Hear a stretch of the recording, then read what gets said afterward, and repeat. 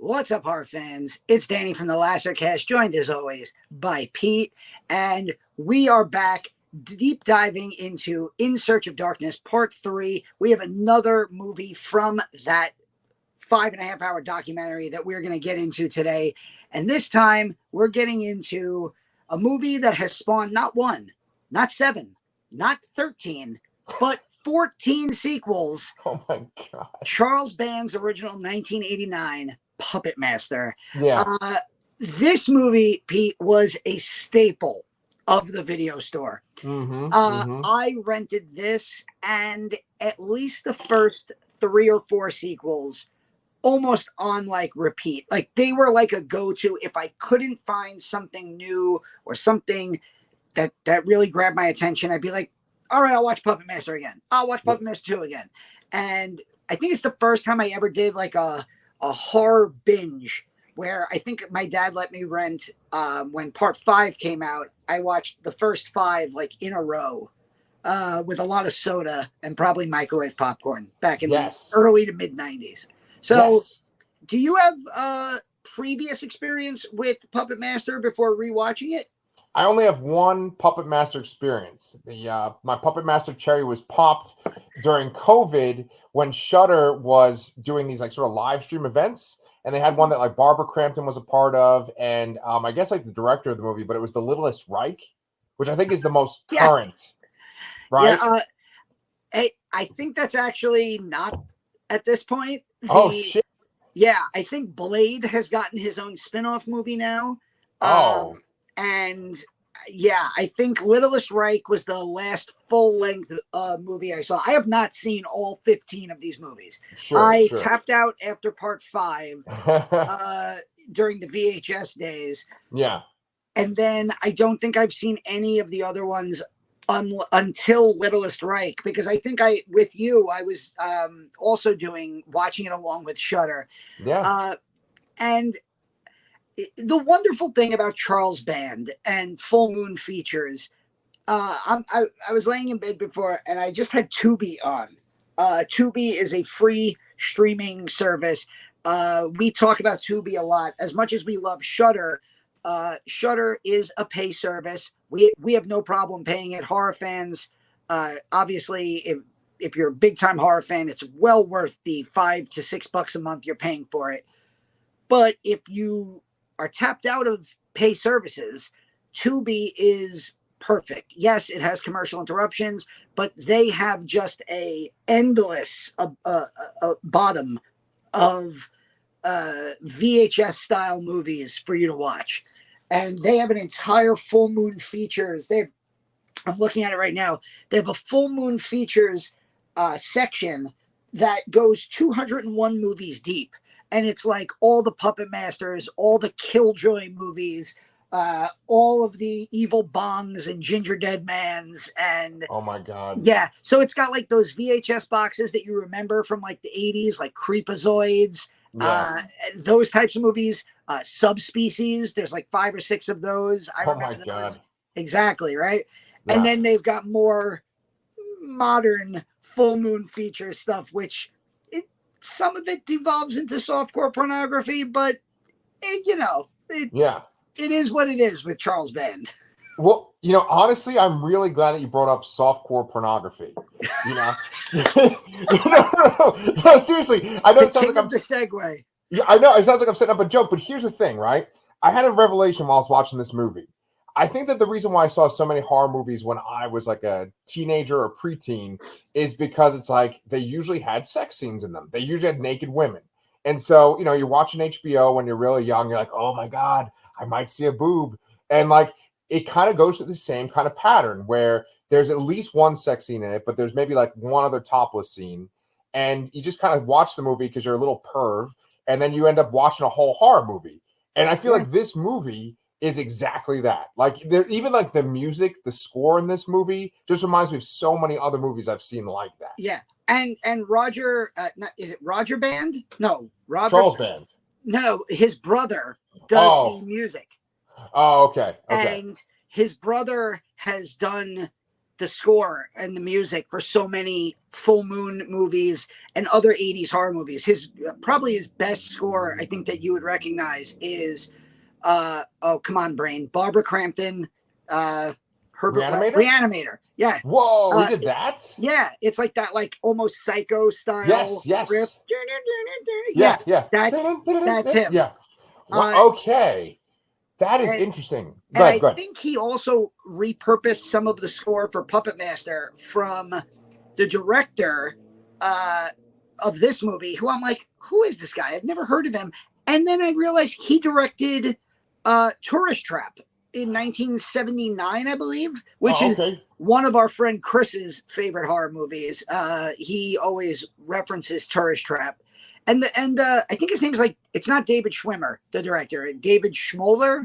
And I'm looking at his IMDb right now, and he's got a pretty decent back catalog of notable horror movies, it was especially late 70s into the mid to late 80s. Yeah, well, it says right here, he's from Texas, where I am currently at, right? And that it says that he participated in a master's program in radio, TV, and film at the University of Texas. That's in Austin, where I am, right?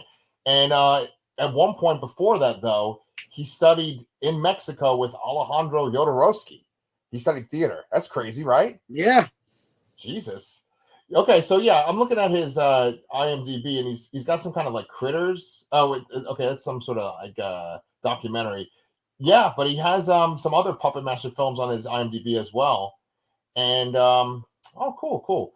Yeah, well, okay, so here's the thing, right? Full disclosure, I wasn't very impressed with this movie. Okay, I understand that 12-year-old me, teenager me, would absolutely love this, just as young you probably loved it too. But it was kind of rough. And I think a lot of it has to do with the acting, but also unfortunately too, it's you kind of blow my mind. This guy made the score for Reanimator. Is the Fast and Furious outside of your house? Yeah, Vin Diesel just drove by. Sorry about that. He's like, I disagree. The crazy thing is, I'm on the 6th floor, so you can get a taste of how ridiculous that car noise is if I'm on the 6th floor of an apartment building. But yeah, so what you were saying, the acting. Listen, I think where this movie falters a little bit is, and I don't want to rip on him too much, but Paul Lamont, the lead actor. All I remembered about him before I put the movie on was his hair when I was a kid. He's got this mane of hair. Right. But he's a little out there. I remembered we were talking about the sex scenes that you remember as a kid. I remember this weird sex scene involving a stocking and obviously getting interrupted by puppets. That's pretty common. That you brought that up, though, because I got to meet the actor who played Joey in Nightmare on Elm Street Part 3 Dream Warriors, who very famously has the scene with the nurse.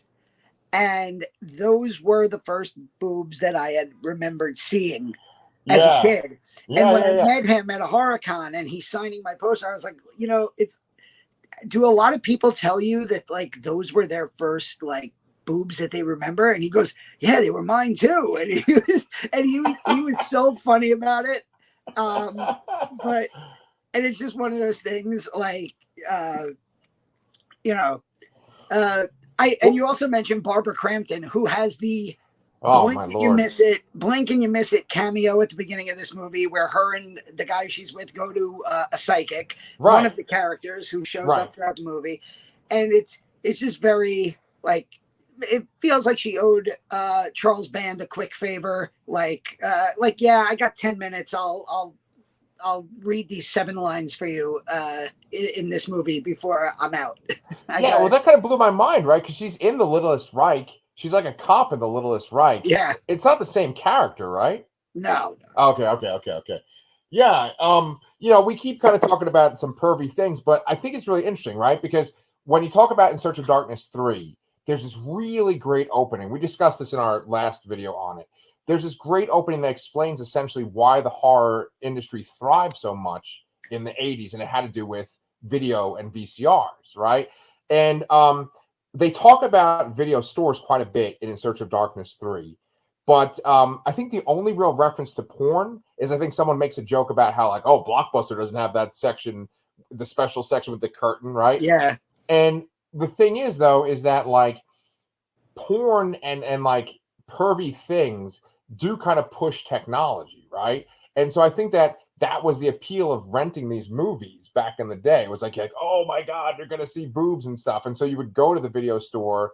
I mean, I was a little kid, so I wasn't at that age yet. But, like, I think that's what made It's, a big go ahead. Yeah, you knew, like, yeah, we were too young to go and look for that stuff. But Right. we also knew that when we saw it, we shouldn't be looking at it. So there was like that inherent taboo of, like, I'm staring at, like, boobs. Yeah. And then you'd, like, when you got to the age where you would start to recommend movies and be recommending movies by your friends, you'd always recommend them those movies. Right, exactly. But I just want to make this point, and before we move on, or get canceled. You said no. You said you were not a fan of this movie. Yeah, I was. I really did. Aside from some of the acting here and there, which in a movie like this is forgivable, I genuinely was impressed by the effects. For a movie with, I mean, it's a full moon feature. It's Charles Band. You know, these are not Avatar movies. These are not, you know, these movies are not big budget films. And, you know, so many of the movies, and again, I was flipping through like all the full moon features on Tubi, and you have like the Demonic Toys series. You have, obviously, Puppet Master. I believe he produced Stuart Gordon's Dolls from the mid-'80s also, which was another movie about, you know, possessed toys that came to life. There was that Chucky knockoff Dolly Dearest that came out in the very early 90s. Oh, okay. Yeah. So it's like evil puppets and evil toys were a big deal in the 80s and into the early 90s. And yeah. I love the animatronics. I love the stop motion effects. I don't know. I looked on IMDb for Pinhead, the one with the small head and the big, that they actually had a dwarf woman double for his hands. And the scene where the woman is being punched in the face is actually a dwarf woman off screen, and it's her hands wearing the Pinhead gloves. Yeah. And I love those, like the ingenuity, the ability to maximize your budget that they had on movies like this. That, you know, today you just throw up a green screen and you'd pay VFX people, you know, probably hundreds of dollars to do, forcing them to work overtime. And it was nice to watch a movie like this that's a throwback. And all of these movies are streaming free. So I'm not going to lie, it did cross my mind of how many Puppet Master movies can I watch now that I have a week off from work? How many Puppet Master movies can I watch before I just go, okay, I'm done with the Puppet Master movies? And I'm kind of interested to see that. I definitely saw parts 1 through 5. So I definitely think I'm going to try to watch at least the first 5 just to see what I think about the sequels. Okay. And, you know, because one of the things that's nice is you have this core of puppets. Right. And then you have Blade, you have the Jester, you have Leech Woman, Pinhead, and Tunneler. I think those are the big 5 in this movie. Yeah. And they stick around, but then as the sequels move on, we start to add newer and more elaborate puppets. I think by Puppet Master 3, there's like a cowboy 6-shooter. Yes. Then in part 2, I think they add a fireball one. And yeah, there's all sorts of craziness as the franchise moves on. And so yeah, I was thinking about like I really enjoyed watching this for 83 minutes. Maybe I'll, you know, if I can't sleep, I'll just throw on parts 2 and 3. Who knows? Well, okay, so here's the thing. All the parts of the puppets are great, right? And the puppets themselves are these interesting characters. The human characters, on the other hand, like you got that one weird couple that has that sex scene. Like they're kind of interesting in how kinky they are, and the fact that this woman, who I think is pretty attractive, is attracted to this guy who looks like he just walked off a porn set, right? Yeah. That one dude. I don't mention porn a lot today, but like and also like it's so interesting because like for these movies that are from the 80s, like late 80s, now we're gonna start to go into the 90s, you know. It's interesting like the kind of actors you have. Like the men kind of can look kind of schlubby, or they look like they're like kind of greasy or like porn stars. Then you have these like attractive women, right? But the acting is just kind of subpar throughout. You know, no offense to any of these people. But just whenever it was like a scene with the humans, I was like, oh, okay. I started to like lose attention. But when it came to like the actual puppets, especially that one that like their face flips around, that one is Jester, right? Yeah. Yeah.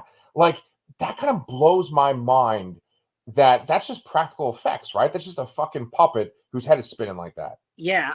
I can I make my Ant-Man point now, and I don't know if it's your Ant-Man point. Go ahead. So yeah, of course, seeing a 1989 horror film about killer puppets. Before we started recording, both Pete and I said we wanted to mention one thing about Ant-Man. So I saw Ant-Man and the Wasp: Quantumania this morning, and Ooh. I didn't love it. It's probably the first time in reality. It's probably the first time I walked out of an MCU movie with more negative feelings than positive. And I'm talking like even Thor the Dark World, because like it was 2013. So I walked out of Thor the Dark World going, yeah, it was fun. Okay, yeah, great. You know, him and Loki were cool. Yeah. I did not love this movie. And I was pretty critical of it. And one of the big things that I mentioned to my wife on the way home, and then I was talking to my son because he saw it the other day, is it felt so cartoonish. Oh yeah. I felt like I was watching Attack of the Clones or Revenge of the Sith, where the actors are not on sets. They're just with, you know, massive green screen all around them, and they're not interacting with anything around them. Everything is just VFX later. Talk to this tennis ball and we'll put in a blobby monster later on. Right. And of course, I'm an MCU fan, a diehard MCU fan. I'm an apologist for the MCU. When people criticize it, it triggers me a little bit because I think they're full of shit most of the time. Right. But when this is the first time where and I know that they use all the green screen special effects for all of their movies. Of course, you know, Thanos was a special effect. That wasn't makeup. But this is the first time where I walked out of the movies and I genuinely felt like, man, what happened? I started to think of two movies. I started to think of Aliens because I thought to myself, man, James Cameron, you know, he's making these Avatar movies now. This guy had sets upon sets upon sets with practical monster effects that were unheralded before. Yeah. And that was 1986. And the movies looked better than they do now. Yeah. And then I thought of this movie because I was going to come home and watch it this afternoon.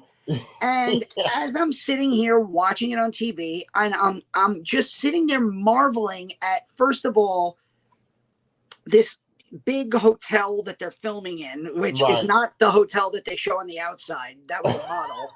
But like the whole idea of they're in this set, they're in that elevator, they're in these rooms, and they're some of the times they are interacting with the puppets. Like the one woman like grabs the puppets and is throwing them around like crazy.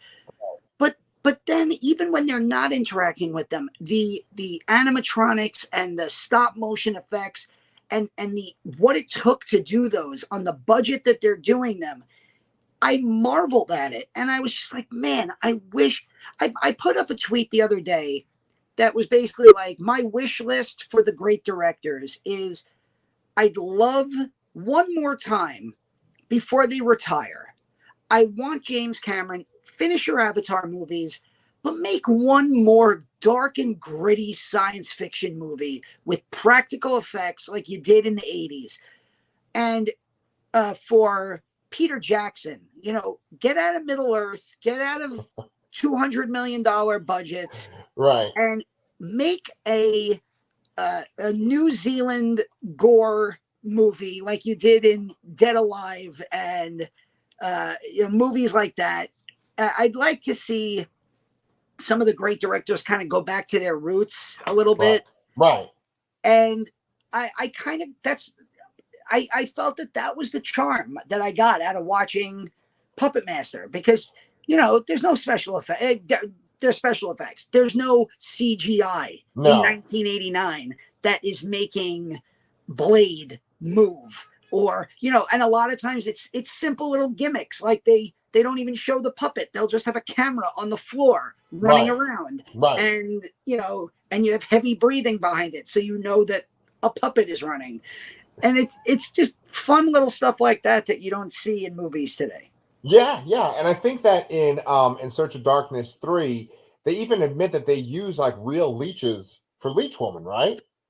I think in parts of it. There's one scene, I think the first leech, Charlotte was laying in bed with me, and we both kind of paused and we went, I think we see the string pulling the leech out of the mouth. Okay. But still, they look gross, right? Yeah. They look sick. Like that is a scene that is just absolutely bizarre. Yeah. That will stick with me forever. Yeah. Like whoever came up with the concept of we're going to have a puppet vomit leeches on a guy and kill him by, oh God, I'm going to say this on YouTube, by sucking him off. Man. Or maybe sucking him out. Yes. I don't know if that says, bad, but yeah, we'll see. Yeah, no, this is a pretty saucy episode right here. Who'd think that Puppet Master would be the one that got us canceled? But like, yeah, that sequence is crazy for a whole bunch of reasons. I mean, you have that woman that's having sex with the creepy dude on the bed, and then she goes under the bed, and that's where what is he called, Driller or Tunneler? Tunneler. And you don't even. This is actually one thing I really appreciated, was that you didn't see him actually drill her. You just see like her legs out of the bed, under the bed, and they're shaking, and she's making a noise. So your imagination is going, and I always think that that's so much more effective when you're like thinking like, oh, what the fuck is happening? I mean, later on when she's sitting at the table with everybody else that's been killed, you see that he essentially like stuck his drill in her mouth, which is pervy in itself. But like there's some great kills with these puppets, and yes, there's stop motion and then there's practical effects, but even the stop motion stuff doesn't look that bad in this movie. So Danny, I'm not very familiar with Charles Band. He's featured a lot in the beginning of In Search of Darkness, and then it sounds like he was like one of three main guys that was like the force behind the direct to video, right? It was like him, and then it was the guy from Troma, right? Who's that? That's Lloyd Kaufman. Lloyd Kaufman, so right? And then they were the big video guys of the 80s. And then Roger Corman, right? Well, so I was going to say, like, Roger Corman was like, you need to have a movie made for no budget with a little bit of sex and a lot of violence. And that was him in like the 1970s, like, and even late 60s, early 70s, where he just made like he was either directing, writing, or producing a new horror movie every year. Yeah. And even into the 80s, where he basically became a full-time producer, he would like hire people, and there would be like a Corman like script, and it was not like a movie script. It was basically like, okay, every 10 minutes you need a kill, and every other reel there needs to be like sex or nudity. And that was like, and I remember one of the women, I think the Slumber Party Massacre movies were directed by women. Mm-hmm. And I think that they had brought that up in one of the documentaries that we watched, where they were like, yeah, it was a little awkward for us having to, ask these women to take off their clothes so that we can, kill them. But, Roger Corman hired us, and that was what we signed up for. Right. But yeah, Charles Band. So Charles Band, in I believe it was the mid 80s, somehow bought an Italian castle. Okay. like 30 miles outside of Rome, he bought an Italian castle. And basically, from that point on, he was just like, well, I don't need any movie sets anymore. I got a castle. Holy And so, shit. like, Castle Freak, I'm pretty sure from like 1995, Stuart Gordon was directed in Charles Band's castle in Italy. And I Wow. think a lot of his movies feature scenes. I'm not sure if this one does, but I think a lot of his movies feature scenes in his private castle. So he's a very eccentric guy. He's been at a few New York City Comic Cons the last few years. I like walked by and he was at his table and he had like pretty decent lines and he was like signing toys and signing VHS boxes. Uh, he's one of like the old guard, you know. But yeah, when it comes to video, you know, Corman, him, Lloyd Kaufman, definitely those were like three of the big ones. Yeah. Full Well, do you Moon know? and Trauma are just like machines. They just produce movies.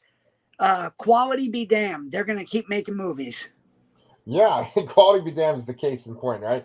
Well, do you know anything about like the behind the scenes, like the guys that made this movie? Like, do you know where they came up with the idea? Because that was one other thing I wanted to point out, right? Is that this movie feels very much of a time. And I even feel like the first Hellraiser feels like this movie a little bit. Now that might sound really weird, but it's just like the cinematography or the way it's shot, it feels like, oh, they're all from the same age. And the Hellraiser, the first one, is kind of around the same year too, right? It's like 87 or 80, something. 80. The first Hellraiser, I think, is 87, and then 88 was part two. Right. So for the late 80s, early 90s, a lot of these movies kind of feel the same. They kind of have like the same kind of look. Very different stories. But one thing that was always appealing to me about this particular age of filmmaking is that you have these low budget movies and then you have like this just fucking bonkers ideas, right? Because like the idea behind this movie is so fucking bonkers. It's like they essentially this one guy learned this Egyptian spell which he's hoping to use to become like immortal, and then it helps him animate these puppets, right? And it's just like so fucking weird. And then the whole movie's about like psychics going and trying to uncover what this guy learned, and it's like you'd think for something so low budget, that's pretty ambitious. There's also a very rushed Nazi subplot. The movie starts in 1939. You have William Hickey as Andre Toulon, the puppet master, Right. who, and I also love the idea that the puppets are basically they're benevolent because he's benevolent, and Right. they become like murderers because they've been like resurrected by this other like villain in Puppet Master. And Right. like Right. basically that's like the theme throughout these 15 movies of the franchise is whoever controls the Puppet Masters, that's who they work for. So there's some movies where the puppets themselves are the good guys. There are some movies where they're the bad guys. There's some movies where they're fighting Nazis. There's some movies where I believe they are working with the Nazis. It's very, very, yeah, it's out there. I think I read, again, I just going off of IMDb, that Charles Band kind of took the same, I think he had a story credit, and I think that he basically took the same kind of story from Stuart Gordon's Dolls, which he produced a few years before this. And, you know, basically the idea of, you know, sentient toys and just changing them from dolls to puppets, and probably adding that little backstory about the Egyptian curse, which I thought was like, I really liked the beginning of just like William Hickey making the final strokes on the Jester puppet. And there's that great scene at the end of the movie where the villain is like beating up the final two characters, and Jester's face keeps switching to different emotions, and he's like, oh, and Yeah. then he's sad, and he's like, and then Right. like the next one he's like, haha, and then that's when like the puppets get into action. Right. Right. Yeah, I love that they all kind of team up and take him out because that guy was a real asshole. And the way that he gets taken out's pretty brutal. He gets drilled into, he gets a leech down his throat. He Uh, gets slashed by Blade, who then yeah, hooks his mouth open, right. and Pinhead like swishes his head until like I think he breaks his neck at the end. Yeah. So there's one part I wanted to mention. This is not really connected to anything that you just said, but I want to make sure I didn't forget. They show the elevator quite a bit in this movie, and there's one point where the psychic woman, the one who talks to Barbara Crampton in the beginning, she gets her throat slit, right? And I was like, oh my god, that's who killed the mom in Mayfair Witches. It was actually Blade that killed the mom. Right? Oh. Didn't that remind you of Mayfair Witches? That scene in the fucking. I got to be honest. I have put that show very far in my memories. I don't remember it. Well, I'll tell you one thing though. I did think about it the other day because maybe out of boredom, I finished season 1 of The White Lotus, and I'm on season 2 now. And so I'm like, oh yeah, Pete was telling me that the actress from Mayfair Witches is really good in that show, and I'm like, yeah, she was. She was good in that show. I liked it. Dude, you don't gotta say out of boredom. Fucking White Lotus is great. No, but I started it just because I was like, I'm too tired to watch a movie right now. Let's see. Like, all right, let me watch the first episode. Athena and I watched the first episode together. She was like, nah, not for me. And I was like, it's a little interesting. And now I'm up to midway through season 2. Season 2 is way better than the first season. I think they're kind of comparable right now. I think I liked the mix of characters. I think for me, we're way off tangent now. But right now, I'm only up to, I think I just finished episode 3 of season 2.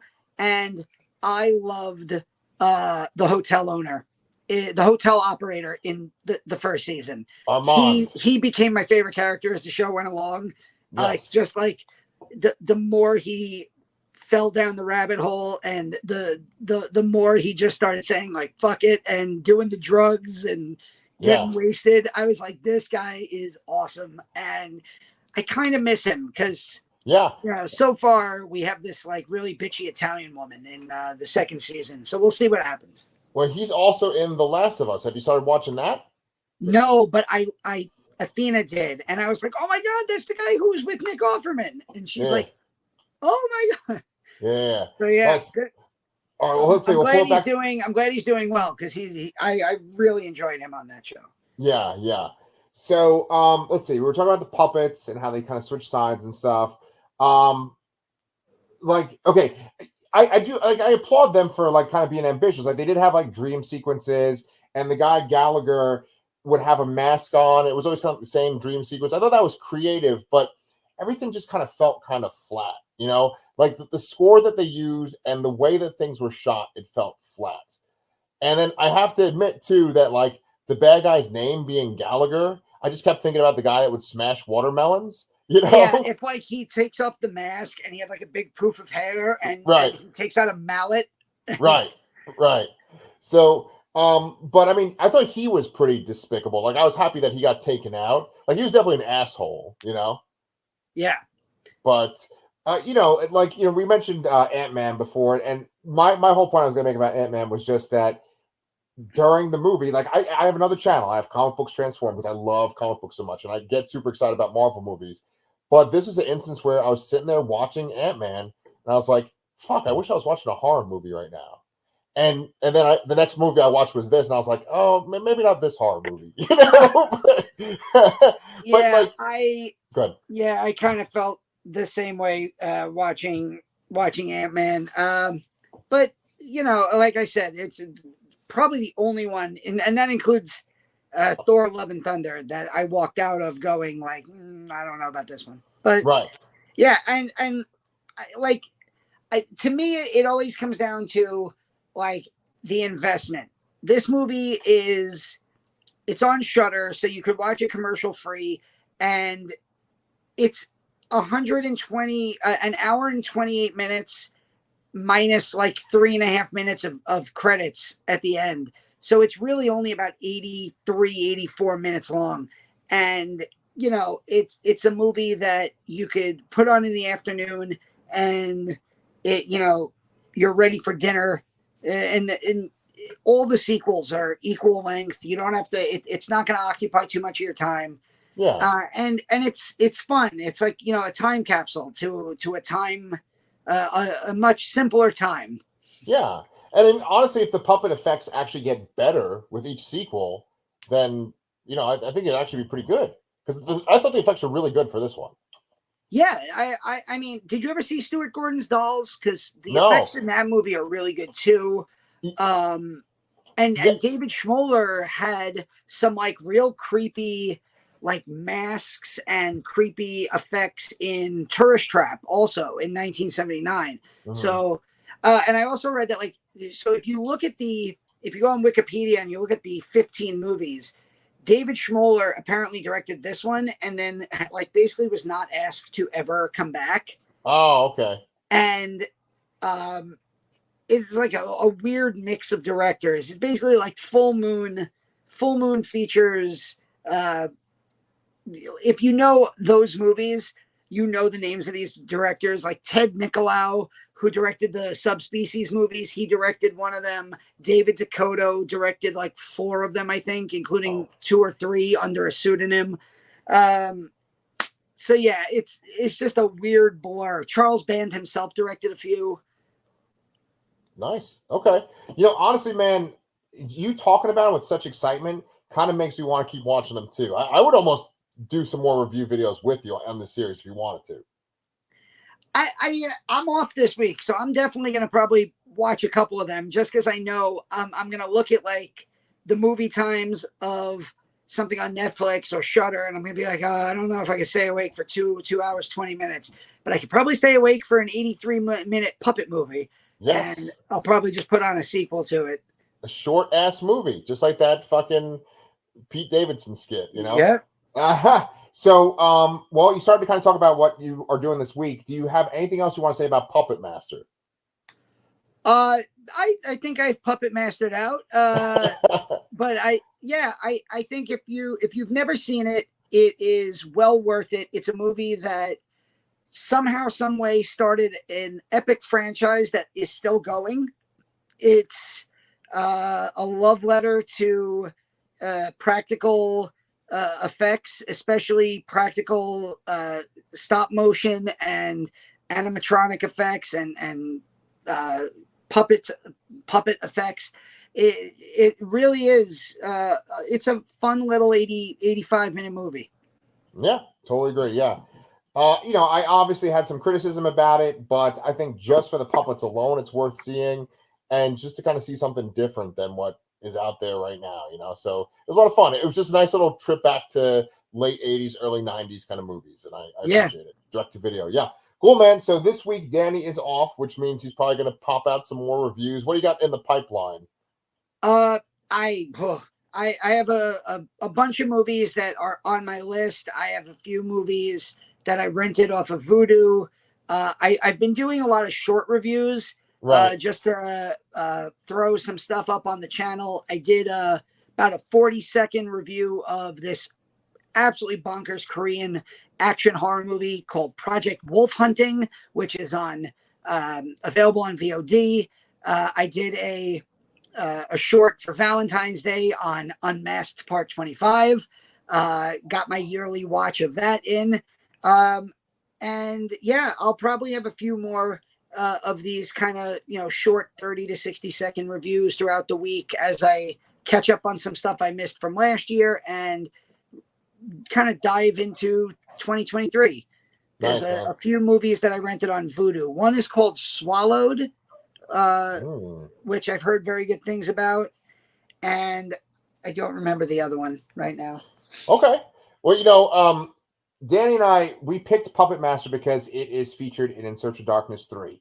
And we've already said on this channel before that we wanted to cover 10 movies from David Weiner's documentary. So far we've covered Possession and we've covered Puppet Masters. Puppet Master, not Puppet Masters, which is like a Robert Heinlein book and then movie. Anyway, we put a little tweet out there saying like, what movie should we cover? And someone suggested The Brain. Someone else suggested Society, and I was like, oh fuck, that means we have to watch Society. And then But I want to say that to our viewers, because you guys watch our show, because you guys like our videos and stuff, if you guys still want to recommend some movies from In Search of Darkness 3, we're still open, but we're going to just keep working on the movies on our list. So we have this. I just forgot like the whole rest of the list. Yeah. Aside from Society, I know that Extra was on there. Extra, yeah, I want to see that one. Evil, Eyes of Fire. Yeah. If we could find it, Trick or Treat from 1986. Yeah. There were a few. Curtains, which is streaming for free in various places. Yeah, there's a few movies that are out there that we can definitely cover and give a little background on. Yeah, we're fans of David Weiner and his documentary, so we're going to keep talking about stuff that's featured on In Search of Darkness 3. But you guys just make sure you like and subscribe to the channel, because then you can be part of the conversation too. And we will see you guys next week.